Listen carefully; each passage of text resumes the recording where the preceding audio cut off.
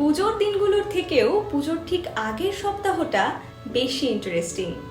কেউ চুলে কালার করাচ্ছে, কেউ শপিংয়ে যাচ্ছে, কেউ বা অপেক্ষা করছে কখন অনলাইন থেকে অর্ডার করা জিনিসগুলো তার হাতে এসে পৌঁছাবে।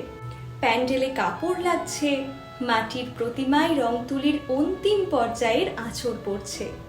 সদ্য প্রেমে পড়া ছেলেটা তার প্রিয়তমাকে প্রেম প্রস্তাবের প্ল্যান করছে। বাধ্য মেয়েটা পুজোর কটা দিন রাত 9টার পরিবর্তে 11টায় বাড়ি ফেরার জন্য বাবাকে কনভিন্স করছে। বৃদ্ধ বাবা মা অপেক্ষা করছে কখন পুজোর ছুটিতে তাদের ব্যাঙ্গালোরে থাকা ছেলে ঘরে ফিরবে।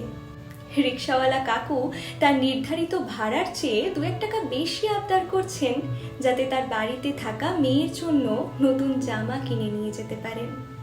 আর সারা শহর ঢেকে যাচ্ছে ব্যানার, লাইটিং, হোর্ডিংয়ে।